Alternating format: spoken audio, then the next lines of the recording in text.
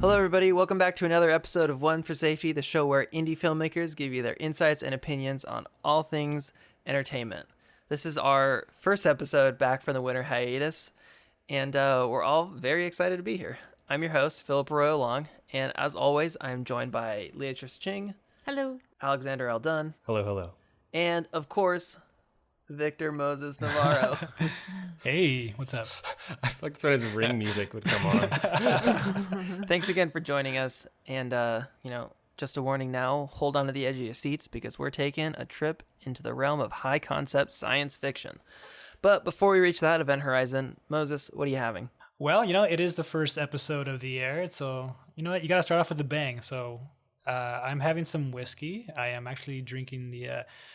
I hope I'm saying this right, but Balvenie Doublewood, 12-year.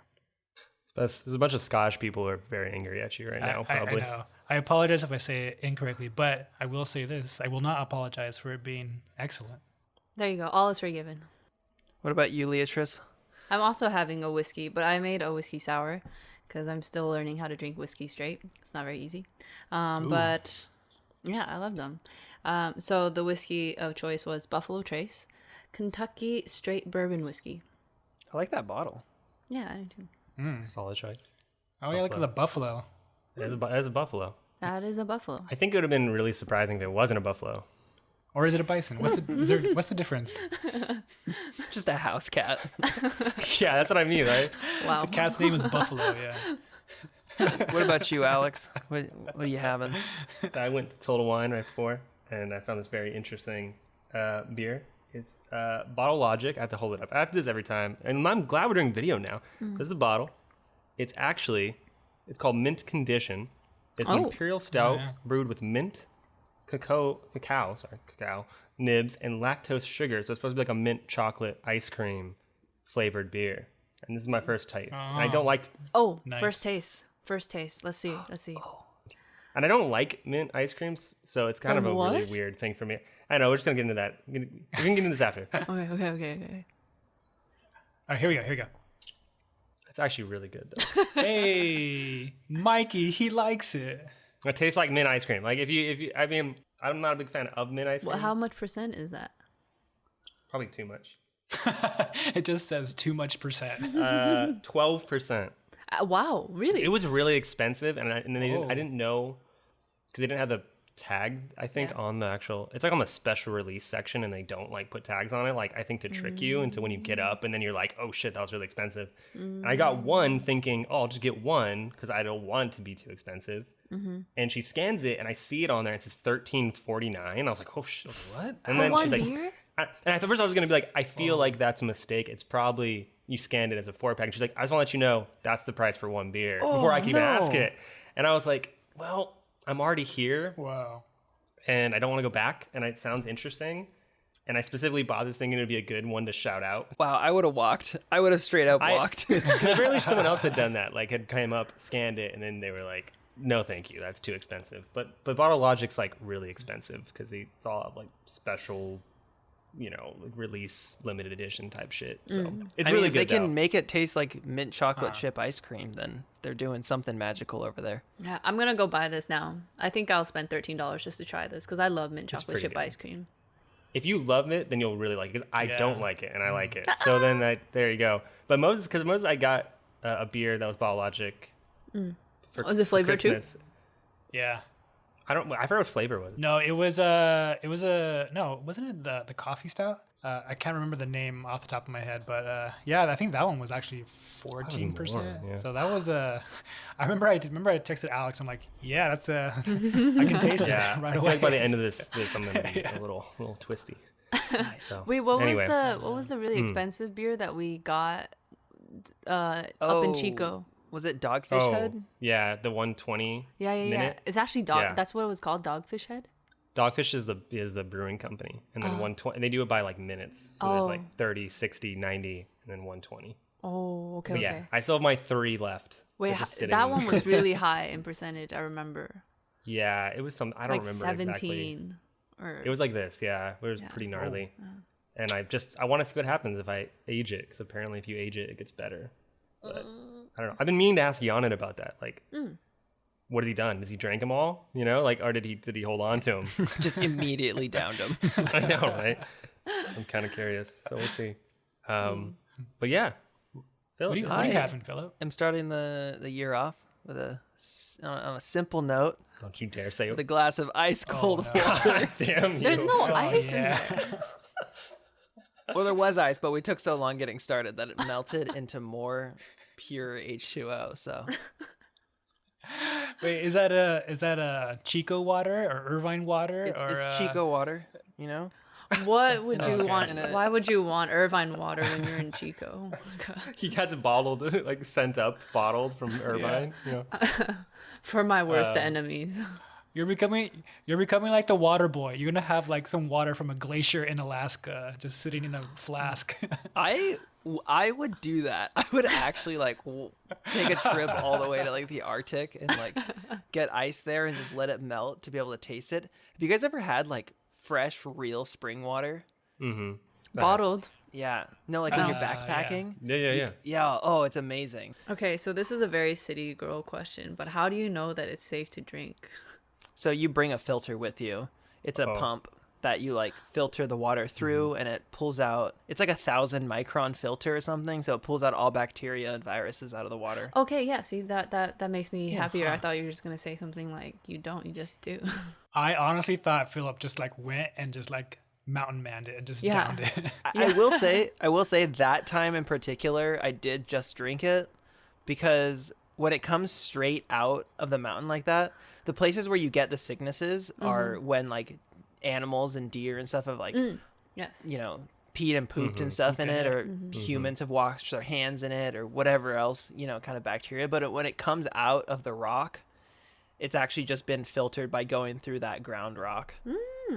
Good to So know. it's Good to it's know. relatively Wow. clean. I mean, you're always going to take a risk, and you shouldn't do that. I'm not saying that's a good idea, but like, you know, it was an overnight Wow. backpacking trip, so it wasn't like we were going to be gone that long. So you were okay with Yeah, dying the gotta- next day back home. Yeah, I could have dealt with some giardia. Botulism. Yeah. Okay, so I want to reel it back before we get too out of the way. Let's talk about some weekly obsessions. So, Leatrice, why don't you kick us off with your first weekly obsession of the year? Okay, so it's actually been going on for the last 2 weeks because we haven't recorded in a little bit. But I have been obsessed with eating cereal at night. Like, That's Wow. okay. Never would have thought you would have said that. That's so weird. Completely out of left field, but I'm with it. Which cereal, by the way, are you partaking in? Honey Nut Cheerios, Okay. or like I didn't get Honey Nut Cheerios. I was at Trader Joe's because my last one ran out, so I got the Alex is just Trader laughing at me. Joe's? I got Trader Joe's like Honey O's, so then I've been having that. They didn't call them Trader O's. That's pretty good too. No, I think it's Cholos. Maybe they did actually. I just remember seeing Honey O's on the box, but yeah. The I have other just night, been- my girlfriend and I were like hanging out, and we really wanted cereal, so we walked down to the store. That's like just around the corner, and we ended up buying. It was like Lucky man. Charms Feet Frosted Flakes because it was the cheapest thing on the shelf. I don't recommend it. I will say this: the other day, Farrah and I were at it. We actually went to a Vallarta supermarket just because we wanted to see, like, it was brand new and we just wanted to see what it was like. And we walked down the cereal aisle and we were literally tempted to get like cinnamon toast crunch, but they had just come out with like a churro. I saw those. Flavor of cereal, and we were like this close to getting it, and we looked at each other like, should we get it? Yeah, no, yeah, because like we don't ever eat cereal, but we were like this close to doing it, and you know, I think we just looked at ourselves like, no, that's definitely not good for like our bodies. Let's not fucking do it. Who cares if it's not good for your body? Yeah, man, do it. I've been doing it every night. Really? Yeah, Damn. I have a bowl of I cereal. feel like I want cereal like once a month. Once a know. month, I'm like, damn, I need a good bowl of cereal right here. It's weird What do you because need? I go months without eating cereal. And then every now and then when I have cereal again, I only want it at night. I had it once in the morning before work and I thought, wow, this just does not taste very good. It's too Really? sweet. Yeah, for in the the morning? morning. Yeah, for the, maybe that's it. I don't know why, but I just think that it tastes best at night. But the real question, Leatrice, I know. what type of milk do you use? Whole milk. Whole like cow milk? Lactate? No, whole cow milk. Oh, okay. Oh, all right. Wow, that was I mean, such maybe a that's why I don't eat judgmental cereal. tone. What you got to say, What? Moses? No, I'm just curious because like maybe I think that's why we don't really eat cereal, other than the fact that it's loaded with sugar. But like I don't even drink regular milk anymore because I don't think my stomach can handle it. So why cereal at night? Like why did this become? I don't know. I just You just one night and you were It's just like, not in this a- is the thing. yeah, it's not Is an it like late at obsession. night? Like do you get up like you're like It's like 4 a.m. and walking backwards and speaking in tongues. like you're sleepwalking? It's not demonic to eat cereal at night, guys. God, I'm just well, It's sinful. It's a taboo, like having like breakfast at night. no, Yeah. no. Cooking Well, eggs Is that a and stuff. taboo? I think a lot of people, I mean, maybe not taboo, but a lot of people are just like, nah, I don't want to eat breakfast at night. But Yeah. for me, I'll eat breakfast at any yeah. time Have of they day. not done late night Denny's trips? Those are the best. Oh my Yeah. gosh, Yeah. late night Denny's. But trip. also Yeah. kind of the worst Yeah, for your body, sure. because it's but you know, the food is usually not very good yeah. at night. It's worse at night than it is. Yeah. Well, I'll say this: every time I go to Denny's at night, I'm usually drunk. So. Exactly. So you Well, I'm probably not don't saying get drunk then eat cereal at night. I'm just saying that it tastes really good, and it doesn't have to be like 12 a.m. Like we went night boarding the other day, and then I came home and I was just so hungry, but I didn't know what I wanted to eat, so I just, of course, I had 2 bowls of cereal. It's not even a bowl. I like eating my cereal in a cup, like the giant soup cup, because I like Oh, having man. a That's handle, it. walking around with it, and then did you know that the shape of a spoon also makes certain things taste better? What? No. What? How? Like if The I have shape of a spoon? well, it's okay, maybe not taste better, but more enjoyable. Okay. Like having a tiny spoon for ice cream? Yes. That I Yeah. love having. I fuck with that. Yeah, I agree. So then if I'm having cereal, I want the spoon to be like almost a perfect circle, you know? Huh. Because it just holds very even.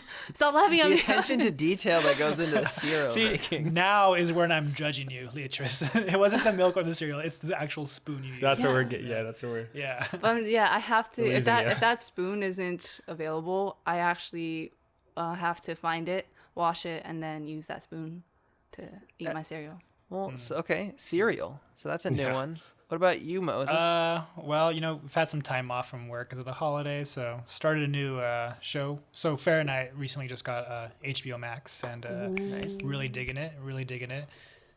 So we've actually binged a couple of shows on it already, but I think right now I'm obsessed with Pretty Little Lies, and it's a really good. I think it was a book before, but Pretty it's like Yeah. Little Lies or Liars? Are you sure it's not Big Little Lies? Big Little Big Little Lies. Lies. Big Little Lies. That's the one. Okay, that Shoot. makes All right, keep going. So I got confused. Oh, the but- one I was like, with wait a Reese minute. Witherspoon and Kerry Washington. Yes. Yeah. So actually, the cast on that show is like stacked. Yes. Yeah, I saw that It's- one. And they're all so good. And, obviously centers around a, it's kind of funny. It centers around the death and the four women involved. So maybe not too far off. Oh, but, interesting. It's like Pretty Little Liars for like Adults.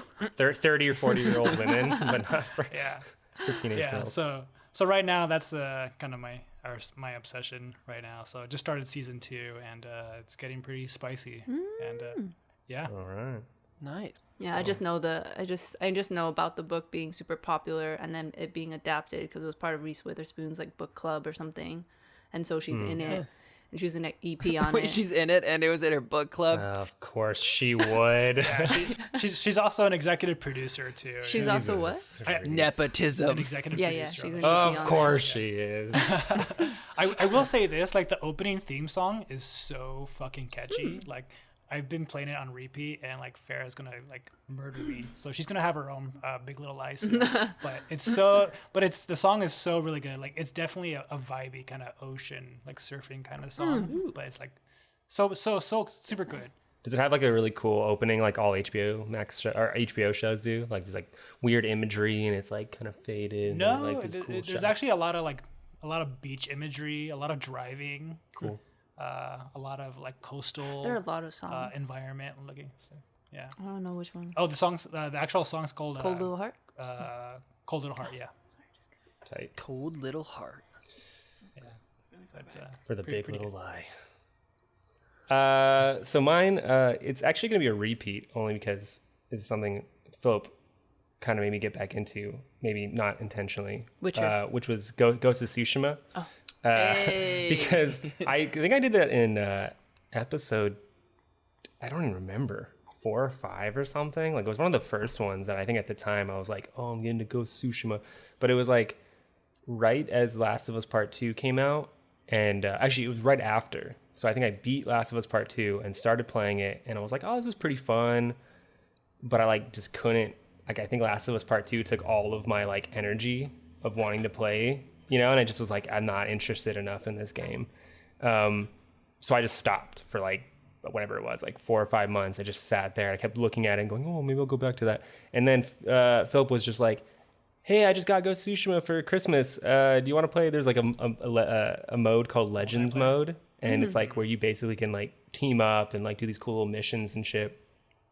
And I was like, oh, yeah, sure. Because, you know, I hadn't tried it. And I think because of that, I was like, all right, I'll finish this thing. And it's like, I don't know what happened, but the second time around has just made me enjoy it so much more. Like I just am having such a better time with it this time around. I don't know if it's because I'm playing it on PS5 or I don't know, or like something about it. Like I'm just like, all right, I really vibe with this now. And yeah, it's just so good. The graphics are so good. The story is so good. And I still think I have so much left. I've been playing for a fucking while now. I mean, I've been playing since we talked, and Nice. it's just hefty. I mean, I've been trying to get everything done, and like, I still think I have. I mean, there's 3 acts. I'm in Act 2, and I don't even know how much more I have to go, but I still got a lot, I think. But it's been great. It's way better the second time. Nice. I'm really excited to get to play that because I've been like holding myself off because I've been trucking through Witcher 3 for you, Alex. Yes. Which like it's good. I'm really enjoying it. Yeah. Save it for another episode. Yeah. But the thing that I really like about Tsushima is that they just really nailed the animation in it. Like just the style of movement in it is so. It just like nailed what the old movies were like. All those Akira Kurosawa films and everything. Like, is it connected? Really captured. No, they're just like fanboys. Yeah. Yeah. Oh, that's right. It's like getting to live out the fantasy of being that kind of, you know, Ronin on the countryside, traveling Japan and cutting down your enemies in one slice. And just the movement for me is like so fun to watch as he just, you know, the single slice and then another time slice and then one more, and like 4 guys like do that kind of like standing there for a second before like falling over. Yeah, there's like such an exaggerated deaths in that game. Oh my god, like, all the anime flashbacks I'm getting just now. Yeah. No, it's seriously though. Like the sounds they make when they die is like, like, and then they're just like they fall over, and you're like, what? No, but then they have to freeze for like for like at least 4 seconds, like, and they're just staring. And then, yeah. It's not that extreme, but it is like it's kind of on that level. It's not. But that is where that extreme. trope comes from. It kind of came from that Kurosawa. anime trope came from old samurai films. Oh Yeah. yeah. And they get cut, and then they like flip or like stand there for a second, and then definitely. There's a Kurosawa mode in the game Oh, how interesting. where like Wow. where it turns it black and white, and then it adds film grain. Something. It changes the sound processing so that it's more similar to watch. It sounds like you're watching an old film. Oh, nice. Yeah.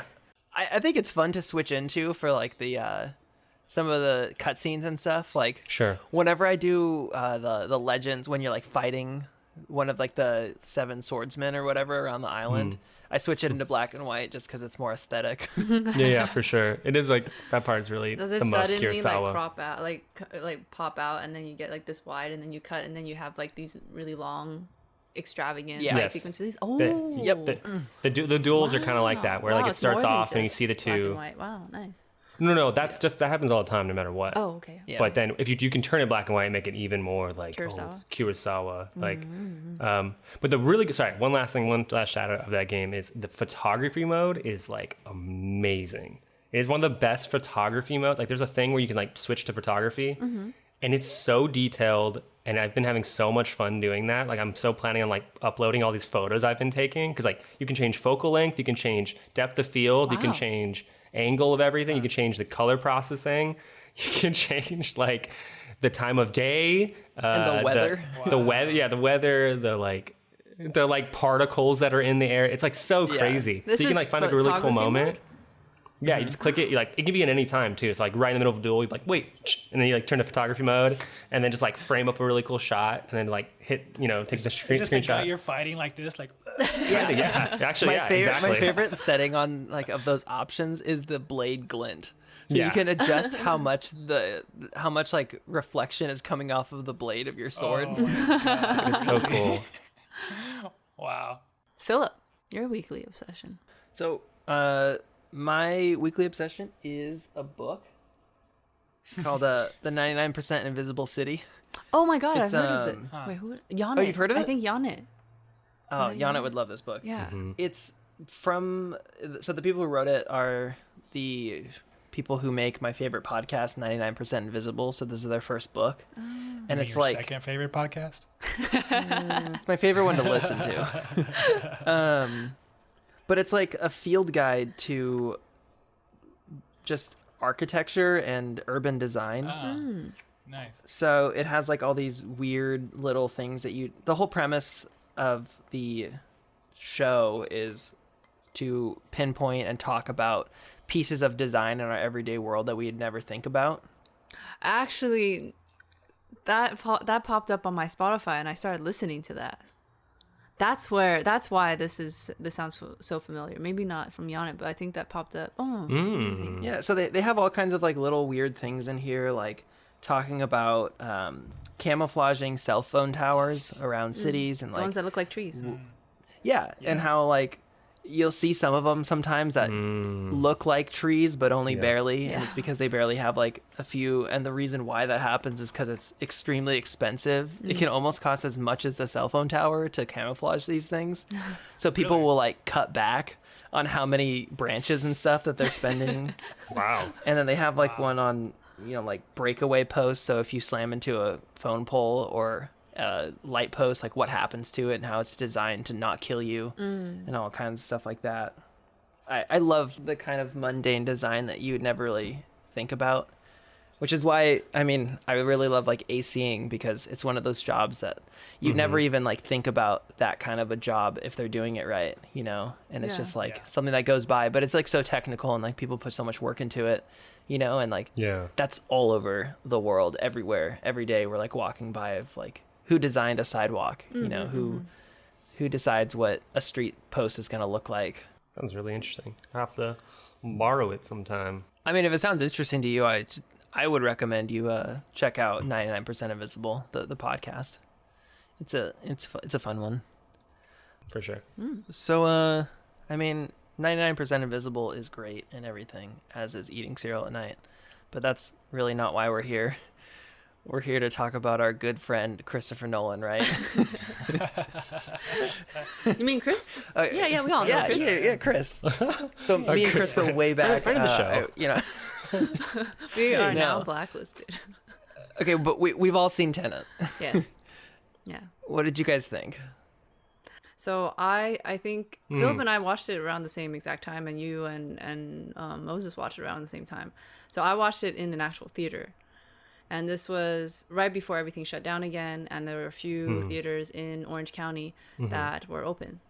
So we went to Anaheim, and this is the first time I'd been in a theater in months, and I had such a good time. I really enjoyed the film, but. So I watched it at a drive-in theater in San Diego, and it was. Okay. I felt like it was a movie that I wouldn't really want to watch outside of a theater because it was a visual spectacle and like fun to watch, but really hard to follow. Yeah, what did you guys think about watching it in your homes? I still think I had the similar reaction of it being very visually fantastic. I think that I didn't think at any point that the cinematography wasn't good, and I think you kind of expect that now, I guess, from Nolan. But yeah, I had a similar experience of not really enjoying the narrative. Yeah, I'm gonna have to just like back up what he's saying on that. Although I would have loved to see it in a theater. I have to also say the cinematography was gorgeous. That's Hoyte van Hoytema, I believe, who shot Hoyte that. van Hoytema. But actually, my issue with seeing it on a TV screen was the audio mixing for me was just that was the thing it was that terrible for me too. For me in the theater, it sometimes made all the difference in a scene. Like to hear the way that the sound design had been working to show those backward moments, to show the sound of impact going backwards or anything like that. For me, I don't think that I could have experienced that outside of a theater, and it made the viewing experience more enjoyable. Of course, it doesn't fix any story weaknesses that there are, but I just had a great time watching it because I just remember like watching it, and then like I'm like lowering the volume and then raising it back up again and lowering it back down, and I'm just like, wow, I wonder if it, like, obviously in a theater that's where you're supposed to hear it. I wonder if that would have made my experience a lot better. I would also have to say that I think that was a common complaint, though. Like, I don't think that has anything to do with your TV. Like, I think that the mixing part, like, I think the sound effects are cool. Like, I agree, Leatrice, that the effects part of it, or the use of sound, is really cool. But I think the mixing is bad. Like, I think one of the biggest issues for me with the audio is that when you can't hear the dialogue and they're also talking at like 40 miles an hour, it's like, and it gives you like no time to keep up. That you end up just getting kind of lost.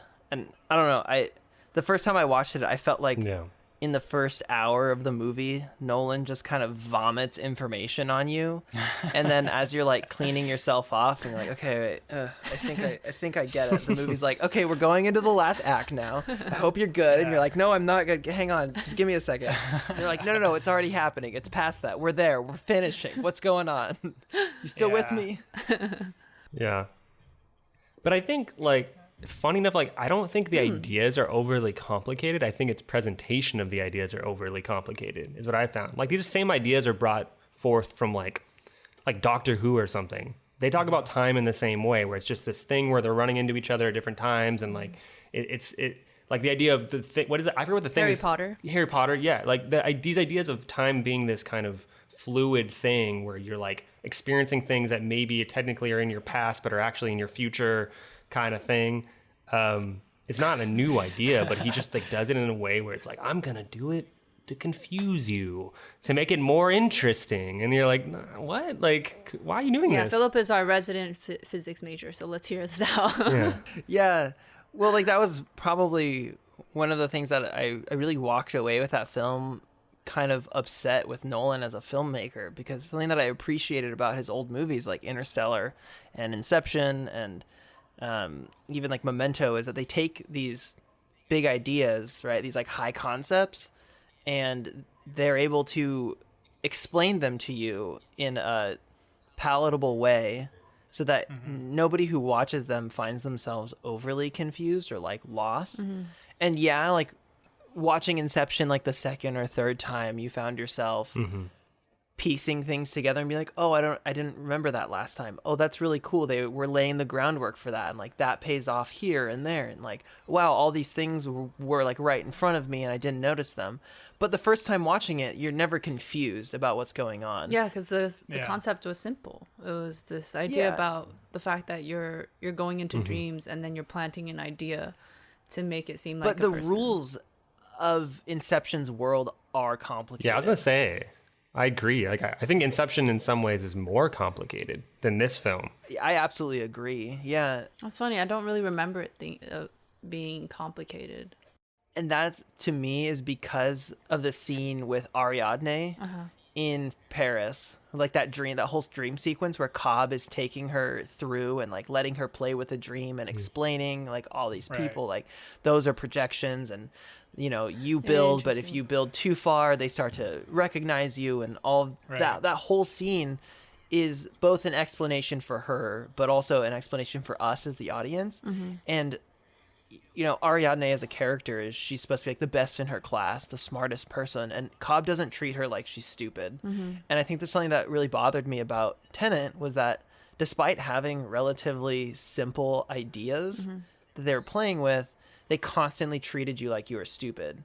There was a line that says like, don't, what did she say? Don't try to understand it, just feel it. And you know, Neil says, Neil, yeah. he says like, does your brain hurt I think he also yet? says something like no physics background necessary or something like that. Yeah, it's like, yeah, and I'm just like, really? Okay. well, like what's annoying too is that like I literally have a degree in physics, and I'm watching this movie, and like the things that they're talking about is, you know, complete gibberish, like it's complete mumbo jumbo, you know. But then they're like constantly reminding you that like you as the audience member as like stupid. And I really didn't think that the movie needed that, and I think it really like suffered from that.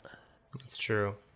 I feel like it's always trying to keep the audience at arm's like length or whatever, even with other things. Like I think the reason why the narrative feels so bad too is like, unlike every other film that he's ever made, you can connect to the character that you're following. And I think even just from the idea that he named his main character the protagonist is like, you're literally already distancing ourselves from this person. And like, I hated that. I was like, wait, I want to care about this guy, and now I don't. Like, why do I care about his journey? Like, I don't have no care at all about what happens to him. Like, his development of characters in Tenet was probably one of his weakest, because it's just, I mean, Dunkirk is different in a way, because I wouldn't call that one of his high concept films. But if we were to go back, it's Tenet, Interstellar, Inception, Memento, Prestige, or something like that.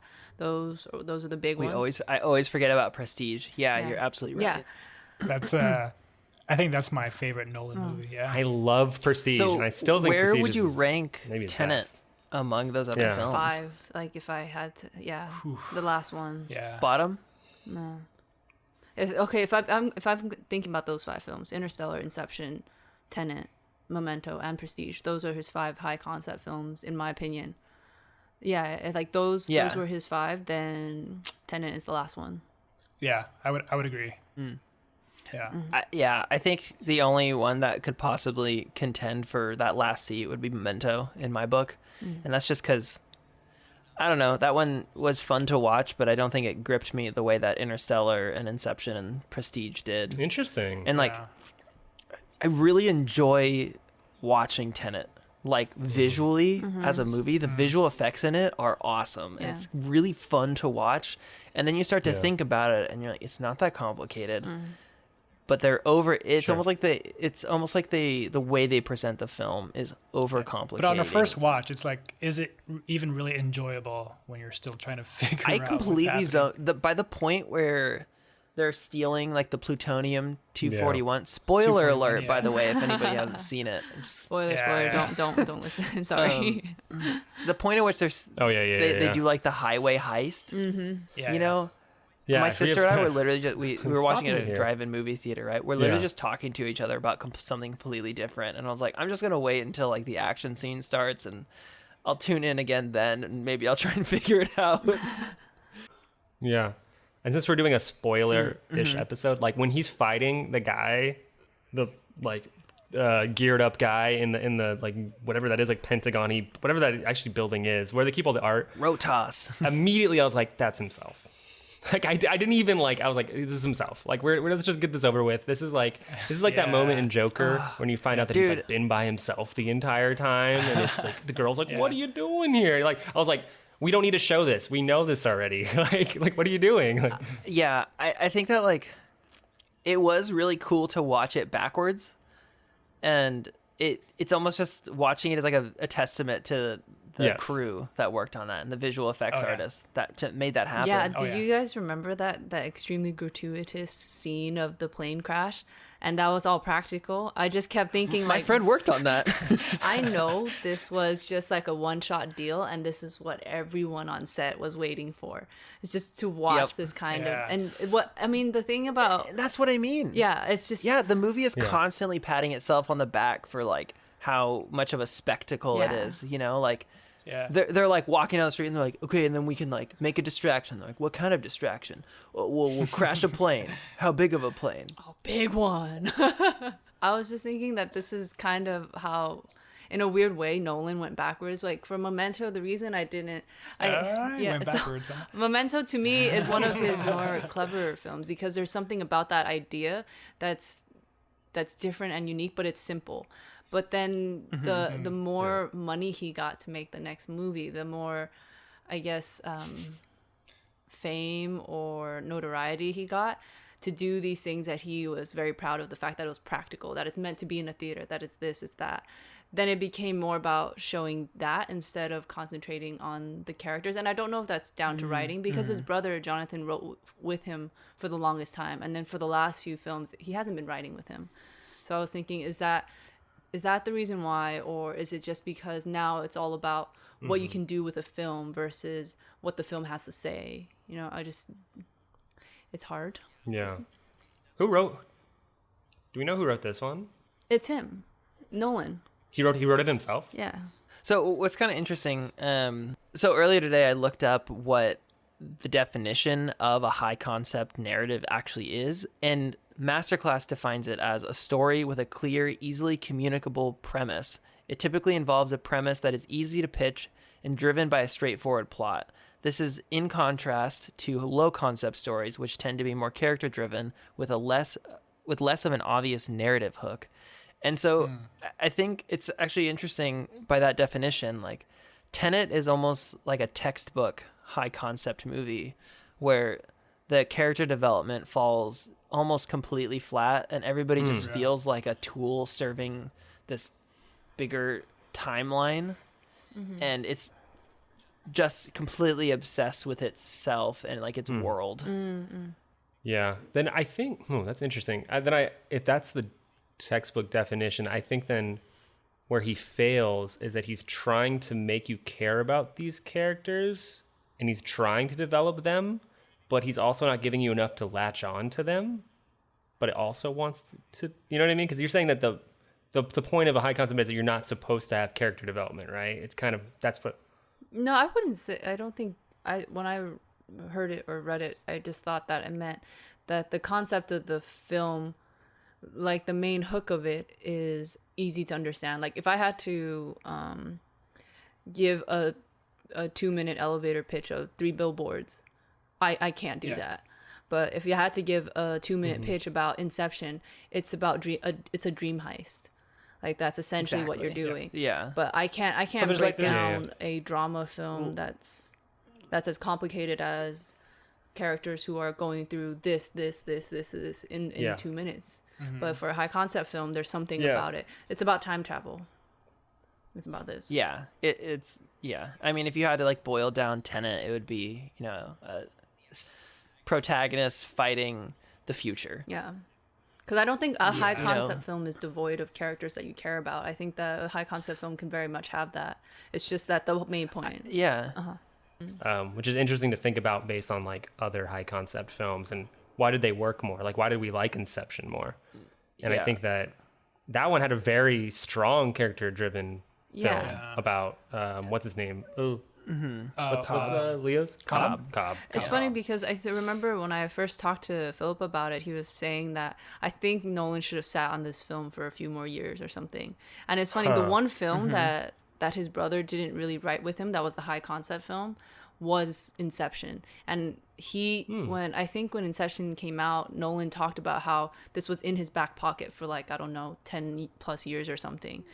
Yeah, I don't know if this is, don't quote me on this, but I had heard that it was like 10 or 15 years he'd sat on this script because he had initially pitched it and people were like, what the fuck? No. I'm not going to make this movie. And then he made Dark Knight, and that was such a runaway success that Warner Brothers was just like, I'm going to throw money at you and you can do whatever you want. He's like, I have this script like crash here. a plane. Let me... It's called Tenet. And like throws Inception at them and then... Oh, it was Inception, not a Tenet. It was Inception. Yeah. But he'd been with it for so long and it was just like iteration after iteration. But yeah, it was one of the few films that his brother didn't write with him, but Nolan himself, who had sole control over the screenplay or the script, that to me was one of his stronger films, probably because he sat with it a little bit longer and then added the characters that you did care about, Cobb and Ariadne, and then I think those little bits and pieces made all the difference in Inception for a high concept film. Yeah. But I just wonder, like, even if he had sat on it, would it have gotten better? Or was No, I this think just it would doomed? have. No, I think the groundwork is there. That's the thing, though. I think that the key requirement of a good high concept film is a well crafted world. So like Jurassic Park is also considered a high concept sci-fi because it's, you Interesting. know, a mad scientist creates dinosaurs for a theme park and it goes horribly wrong. There Right? you go. And, He's like, considered a It's mad scientist? pitched- That's it's so pitched funny. in one line. Yeah. Yeah. And like the idea is Jurassic Park is dinosaur Also- theme You're park. wearing a Jurassic. choice shirt. Yeah. But like it works because they've crafted a world that makes sense, is believable, and then we put characters that we care about. And I think that there's a line between having good characters and and like a lot of character development, because I wouldn't say that Inception, a film like Inception, actually has a lot of character No, development, I agree. except for maybe Cobb. Yeah. But Yeah. you get a little bit of character development, but it's really more that we're given characters to care about within this world, and then watching them play out in this sandbox that the world presents them is what creates an engaging film. Yeah. Yeah, but I think that's my point is that there was at least one character to grasp onto in Inception, and I feel like this film just gave you nothing. It's funny. I left the theater not knowing his name, and I actually had to look it up. And I was like, "What? Exactly. It's actually the protagonist?" Yeah. I paused on Amazon. It tells you everyone's names, and it said the protagonist, and I was like, "You didn't even give him a name?" Like I was like, "Fuck the fuck!" Like Yeah, I was like, God, how could you do that to Jonathan Washington? Jeez, give him like. I know, Also, he was dude. great. He was so good in the movie. He was good. He's always like, I mean, I've only seen him in two things, but in everything he just Yeah. seems. Actually, the next one I'm excited. That's small tangent. The one that he's with, the new one on Netflix with Zendaya. Like I'm very curious because he's not disappointing. yeah. And in this film too, there's something he plays to the character that's written for him. Like his character is extremely different from Black Klansman, so we could have cared about him. He's not a bad actor. It's just that they wrote him to be extremely one-dimensional almost. Like it. Yeah, I was Wait, gonna is say, that him in Black Klansman? Yes. Yeah, Yeah. Is he the lead? Yes. yeah. Holy shit! Yeah, that was him. Yeah. Oh my god, the range! Yes, exactly. I was watching it, but it's funny that you say you liked him in this because like it's not that I disliked him. I just disliked. I feel his like we were character. meant to care more about the wife than the protagonist. Yeah, Because I feel like his goal was in the end to, I guess, free her Yeah. from the whole thing. And yeah. My issue with that was that it felt like we were supposed to care for her out of the trope of like a battered, trapped wife Yeah. rather than Yeah. because of an interesting character. Yeah. Nolan has problems with female characters. He just Yeah, Exactly. she wasn't very well developed, and she just kind of felt like a piece of the puzzle. Like every other Yeah. character just felt like a piece of the puzzle. she was just this posh Yeah. housewife that was caught in this loveless marriage, and she needed to get out. So then he fell for her because she's pretty and she's Yeah. elegant. Therefore, I must save her, and that was it. Yeah. It wasn't like Inception. It wasn't like that at all. Or Interstellar or The Prestige, where like I mean those films, the women, even if they didn't play a big part, their role in the lead characters were so important. In Prestige, the wife who spoiler alert hung herself, and then she left the best line. She's like, on some days you mean it and some days I can tell you don't. Yeah. And then that's what like that Yeah. moment for I was thinking, wow. Yeah. Speaking good. of lines, Alex, that one very kiss- line that you cringed, was it from her? Yeah. Was it at the end where No. she? Okay, Oh, funny. Oh, really? Oh, What do you think it was? I think when she was about to shoot what's his name, Sater, and she was like, "I'm that vengeful bitch" or something like that. Oh, that's pretty bad too. No, and it I was wasn't like, that. "Oh." No, mine was it was really like under the radar type of line. Like it happened so quick that you probably wouldn't get. And it wasn't like something that she said that was like it was just dumb, like a dumb question. And it was just like when I think it was Robert Pattinson's explaining the world, and then he's like, if the guy kills himself, then we all go. And then she's like, and does that include my son? Oh, And I yeah. was just like, no shit, it includes your son. He's part of everybody. Like, what do you mean does it include your son? No, he's That's- outside of everyone. Yeah, like, That actually Yeah. brings up a good point. Like, so that whole scene, my second time watching it, we went back and rewatched that whole sequence from where the protagonist goes and talks to the arms dealer to like right before they actually load up and head into like the final battle, the you know, the paint, like Hollywood paintball or whatever, where they shot it. and they're just shooting everywhere. Yeah, but Who are they shooting? We rewatched those two conversations over and over again because we're like, okay, wait a second. Why does it matter if he dies first or not? Or, like, we had to like figure out what the fuck was going on because it did a really poor job of explaining. Yeah. And I think that It's brought lot up of a work. great point for me of like, does something have to be confusing to be complicated? Oh, good question. No, I don't think so. No. Like, I don't think you can understand it, but it doesn't have to be confusing. Yeah, I think that this movie just did that. It wasn't complicated. It was actually just kind of confusing. If he had to like draw a line through it, it was more like, okay, and then it like doubles back and then just like makes loops all around just because he wants it to be complicated versus a dream heist world where the actual mechanics of it is complicated. The mechanics of this isn't, like Alex said, it's not new.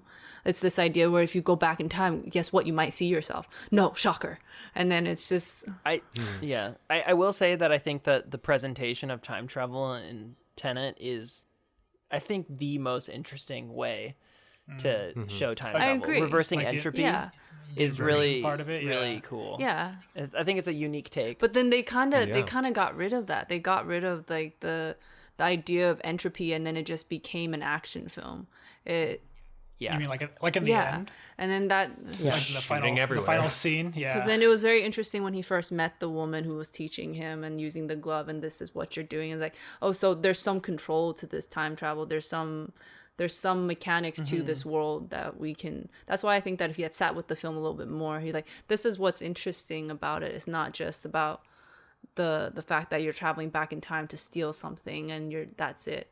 It's like how does this actually work so that the people can suddenly think like, oh, could it actually happen now? And then you think about a dream heist, you think about magic in a new way, or you think about space in a new way with Interstellar. It didn't really happen with Tenet. I was just like, oh man, it just got really confusing. that whole last battle, I remember the first time watching it was actually really unsatisfying because I didn't know who we were shooting at. I didn't know why we were shooting at them. And I didn't know what we were trying to get / and or not get before the timer went off. Yep. And so like, yeah, it was a visual spectacle to watch a building blow up forwards in time and backwards in time and then unblow up or whatever. It was like really cool to watch, but I was like, why the fuck did they do that? Yeah. Who are we shooting at? Why do we care? Because the payoff wasn't like his other high concept films. His other high concept films were able to double back to what was planted in the very beginning. Inception, it was a very simple mission that they had. Sneak the picture, because that's important to this guy, into the safe, and it will give him this idea. And they committed to that. It was a very simple thing to do. It was like, this is our mission. Put the picture in the safe. And then when it's Interstellar, it tied back to the fact that the bookcases were indicative of something. So Murphy could latch onto that and then come up with an idea. And so her father did it. And Prestige, it was this idea about committing to this life of magic in a way that gives up your life. And then they did it. But in Tenet, cool, the building blew up. What you were talking about with Inception actually brings up a really interesting point with this movie, is that the core tenet of the organization Tenet is the, like, ignorance is our greatest weapon or whatever, right? It felt like an excuse for this script has gotten out of hand and I don't know how to explain it, and it's gotten away from me and I'm not going to explain it. Because when I was in college, I actually took a writing for TV class, and while I was in there, I started writing a show with time travel in it, and I got really, really, really into the world building of it. I ended up reaching this point where I'd created a paradox for myself, where the system that the government or whatever had come up with was like a closed loop, and then nothing mattered. How am I supposed to tell a compelling story in a world where no matter what happens inside, like back in time, it all doesn't matter. It all just ends up like working out, being fine. So do you think Tenet just gets caught up in the mechanics of it as opposed to the story? Yeah, I think they got because they eventually did, for better or worse, they eventually did find a story that had stakes, that felt like there was something Sure, the whole at end stake. of the world thing, yeah. But I think they put in so much legwork to get to the point of having a real stakes in like a time travel situation that we don't care about the characters and we don't understand what's going on. Yeah. And I think that's where it falls. I think if we had just cared a little bit more about the characters, I think it would have made these things feel more important. Yeah. Even just making the main character. I don't actually remember them building up to that final moment. It was just like, it's just really important because the world's going to end kind of moment versus, okay, we have to do this, we have to do this. And then they build and they build and they build. And then when the payoff happens, it feels like you were given all the information you need to know what happens if it fails. I don't know what happens if it fails. Yeah, okay, everyone dies. It's a superficial kind of stake to give me. It's like, okay, that would suck. But yeah, like to be honest, I still don't I mean, maybe I'll just have to rewatch it one more time, but if he dies, like I was kind of confused by that aspect of it. Like what was triggering the thing if he died, but I don't know if it's because the people in the future would know he died and that's how they would have known. Yeah. I was really confused about all of that. maybe that's the Because problem. like I was like, was his heart triggered to the thing? I think that's kind of what I understood. Is somehow it was. I think if I remember right, I think his heart rate was connected to the plutonium. But like was how? supposed But like there was no plutonium. That's the thing. There never was plutonium. There were these things What? that someone from the Was it? future was sending back to him. The munitions, you know? right? Yeah. Right. Yeah, it took like forever for us to piece together what the hell was going on. But it's like the scientist in the future invents the algorithm to invert the whole world. Yeah. Right. And she hides all 9 pieces in the past, yes. like sending them to the past. Yeah. And then kills herself so that no one else can do Yes. it. Then the future is like, what the fuck? We wanted to invert and do things. We need to figure out how to do this. And they find out that Sator is at the right location for them to contact him. So they invert something like a capsule back to where he is at like a specific time so that he'll find it with instructions for him saying like, hey dude, here's a shit fuck kind of gold. And I just need you to like destroy the world by finding these 9 things that are hidden around your timeline. We know they're there. Please find them. Yeah. And then he's like, goes on his mission. He's like, I am, Gilderoy Lockhart, but Russian or whatever. Goes and finds the things. Oh my god, that's right. He was Gilderoy Lockhart. Dude, he's a great actor, dude. He's a fantastic actor. I thought he was great. And he's a good director Yeah, too. no, he was great. I He is a good director too. Yeah. think he's an Oscar-nominated director, actually. No, it definitely wasn't. Yeah, it wasn't the cast's fault. I don't want to call it a fault. It's not like the movie was that bad, right? It's just because it just fell short. Yeah, and a lot of people have high standards for Nolan, and he totes himself as one of the better directors out there who's committed to cinema and giving cinema in a certain way. That does make a really good point about the idea of like the future of the cinema industry is banking on this one idea. Like this was hopefully the savior of the cinema of like the, And then the everyone theater walks system. out like, wait, Yeah. what? And then everyone's like, this fucking film, and it did horrible because he made like a film that was just not. He let his ideas get the better of Yeah. him. You know? I think too, like if this had been done by a smaller director and this was like a first-time film, we wouldn't be having this conversation in the same way that we are now. Oh, that is a good point. Fair yeah. enough. It is because it's That's fair Nolan. Yeah, I think a movie that I could probably compare this to would be like Looper Yes. with Ryan Johnson. Yeah. That movie came out and I walked out of that movie being like, oh fuck, that was awesome. I didn't expect that to be that good. What a unique, cool like time travel concept. And there's that thing's like Swiss cheese, There's so many problems with the narrative in that movie, but like But you know what? I like the characters. you weren't expecting it. Yeah. Yeah, There you go. the characters in it are a lot more interesting. And I felt like it made me care about them. a little bit better. Like, so yeah, there were a ton of plot holes. That's the weird thing about like these high concept sci-fi. Sometimes I'm okay with forgiving these plot holes because it's kind of heavy, or it's kind of difficult to seal it all up and tie it in a neat bow.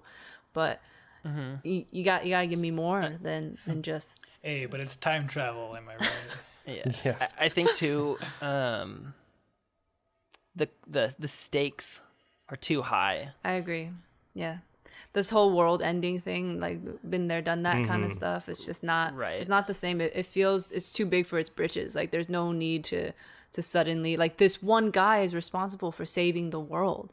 I'm just thinking, but why? And that's kind of the problem. That's kind of one of the problems with making a lot of time travel films is that, like, when you get to that point of, oh, this system works well enough that it actually doesn't change anything, how do I solve that? And you have to think outside the box, and like the next answer is like, well, the whole world gets destroyed.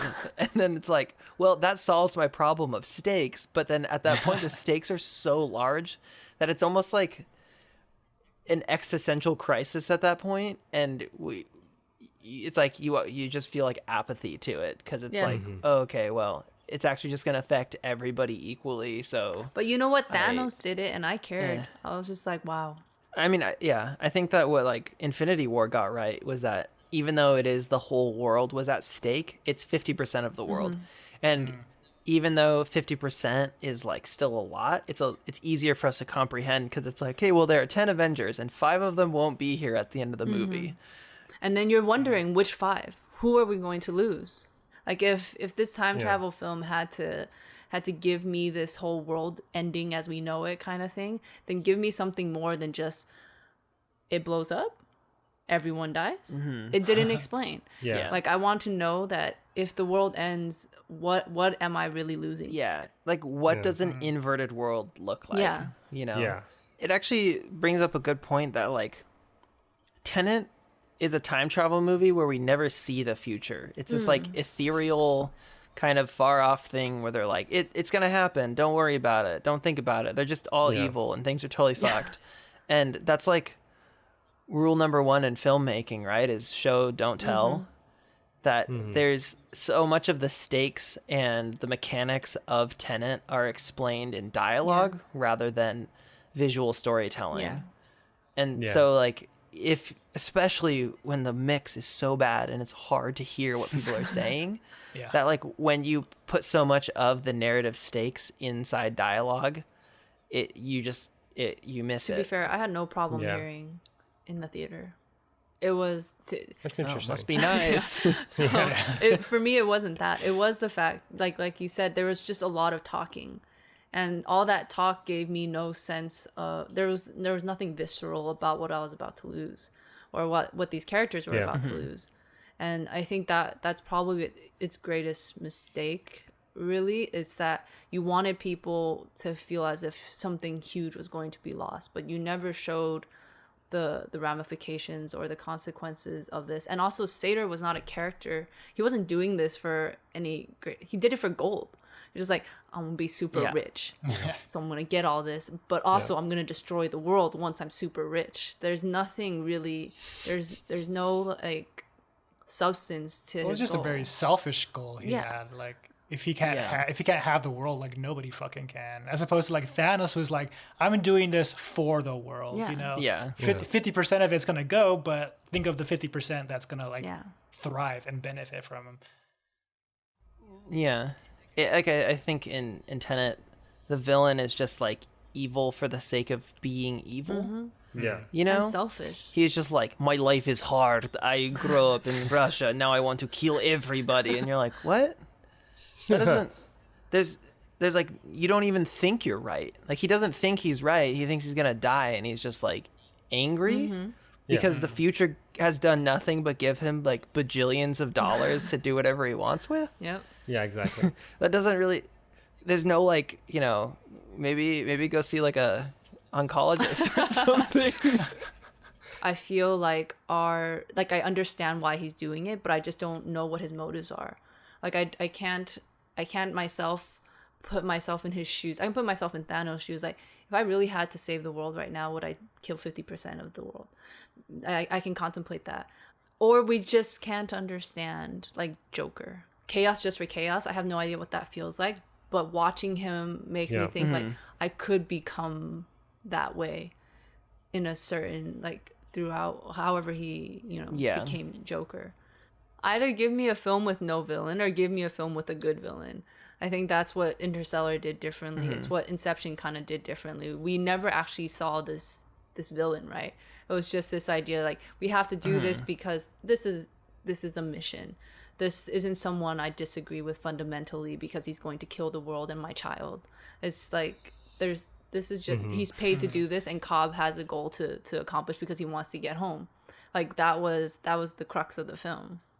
Yeah, I just, and I think that's Nolan's problem, and he's had it over his entire career, is he wants to make these high concept films that are in some way fantastical and not based in reality, but he also wants to keep things in reality. So then you're kind of left with these ideas that are too big, and like he tries to go so far over the hill, but then he doesn't really have a plan once he gets over that hill. Like he's just kind of like, well, we'll just keep going and see what happens.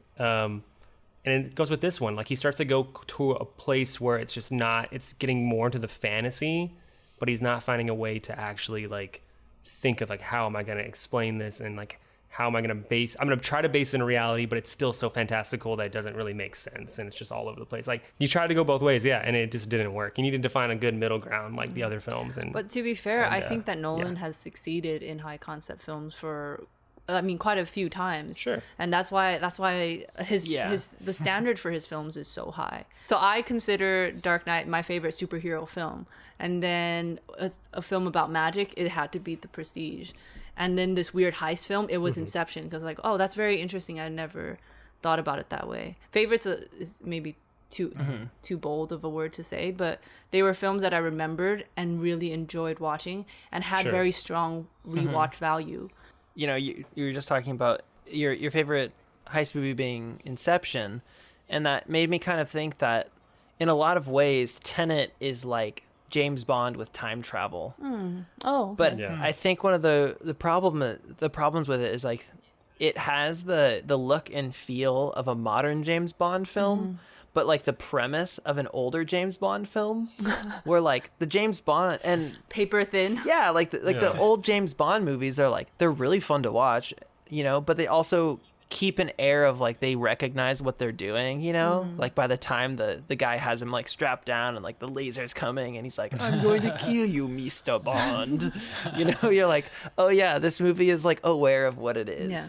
Where I think this movie had the premise of one of those older James Bond films, but wanted to capture that like gritty reality. Like Alex was saying, like it's trying to do both at the same time, and it gets lost somewhere in the middle. Yeah, so it's self-aware in like the pretentious filmmaker way. It's like you don't have to explain. You don't need a physics degree. It's like, did you really need to write that down? Oh my God, it just it was unnecessary. Yeah, just a lot of dumb questions and dumb explanations for a really smart film. It's like in some ways he's like the smartest dumb filmmaker out there. You know what I'm saying? Or the dumbest smart filmmaker out there. Like he makes these films that are super smart, but then sometimes he doesn't. I don't know. Like so he he's finds just too a weird smart for his own good. Maybe because it's kind of a dumb smart film. Like he you know what I mean? Just prides himself in like how complex he can do it. It's exactly. Like, it's like a puzzle, and if like you can complete the puzzle, he's like, "Good job." Wait for the next one, and if you don't complete the puzzle, he's like, "Shame on you. You cannot enjoy my puzzles." Yeah. That's why I don't know, other films of his have worked so well. It's because the narratives are much better. I'm trying to think of some of his earlier films. Memento. That would have been like. Yeah, Memento is really good. Yeah, that's a good point because it's like not as good visually, but it's really good narrative. I guess let's just stick with that. Batman too. The first Batman. I don't really remember much visually, but I remember plot points very well, and I remember they all got nominated for best. The cinematography is amazing. I think every but it single wasn't one. like this one scene dedicated to a plane blowing up, and it had to be magnificent. It was just, I think there's some. There were definitely things that must have blown up, but I remember specific scenes and conversations. In the Batman movies? Yeah, in the first Batman. Yeah. Before it was successful, and then he got his extra money to do the second one. Like the second one, right? To flip over 18-wheelers. Yeah. The fact that he blew up a hospital. Yeah, like and then, that like- kind of stuff. You're like, wow, that kind of spectacle was amazing. Why? Because of how Joker was planted in that moment. And of course, Heath Ledger, like happy accident, kind of didn't blow up, but then he looked back, stayed in character, then it blew up and he stayed in character and ran away. It's stuff like that. Yeah. Where the spectacle made sense and gave me that kind of excitement. It's like, that's, wow, movie making magic. Well, does anybody have any last thoughts on Tenet? I'm sad that I didn't like it more. No. Yeah, I feel like I would have to watch it again, and I plan on watching it again only just because, like I said, I don't think it was bad, like a terrible movie, but I just want to understand it more, and I think just in having a better understanding, I would enjoy it a lot more. But that being said, I still think it's one of his weaker. No, I'll say it's his weakest high concept film. So. I mean, I think I'm in the same boat. Like, I actually think that all things considered, it's not a bad movie. Yeah, it's not a terrible film. I think it's still a visual spectacle. It's a yeah, fun yeah, ride if you're willing to kind It of was like. executed, like the production of it was executed like great. I think this is closer to being like a Michael Bay film than it is to being. And like the thing I get is, you're saying. I'm gonna finish this point. I think the difference is Michael Bay knows the movie he's making. Yeah, like Michael Bay is very, very good at what he does. You could even argue he's the best at what he does. Like nobody can make a Michael Bay film the way Michael Bay can. Sure. And when I watch a Michael Bay film, you flip your brain off and you like zone out to like cocaine-filled explosions for 2 hours. And I think if you're willing to just like, you know, they tell you this at the beginning of the movie, if you're willing to not try to understand it and just feel it, then Tenet is a fun watch, but it's not as satisfying as it could and or should have been, especially given the standards of what Nolan has given us in the past. Agreed. Agreed. That always happens though, you know, with good filmmakers when they make a bad one. You kind of go at I him. still think he's a good filmmaker. Yeah, but he's just gonna have to give in and start making films on Netflix like everyone else. He's just gonna be that old, out of touch guy, dude. who Scorsese's doing it. Coen's are doing it. Fincher's doing it. Fincher's doing it. Fincher's doing it. Like, yeah, it's just like Fincher's like Nolan. totally embraced it. Watch when Tarantino does it. That's when everyone decides to like. That's game. Yep, that's it. That's game. Check and mate.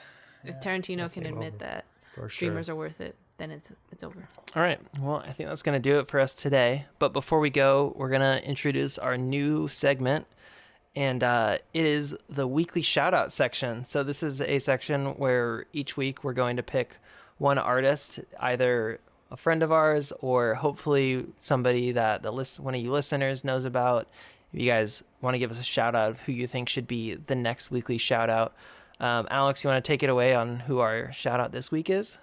Yeah, we are shouting out our friend, the homie Drebo, who is a hip hop artist based in LA. We've done a few videos with him, and he's a really talented guy. And he's doing a really cool project right now where he is doing a song per every single day of this year.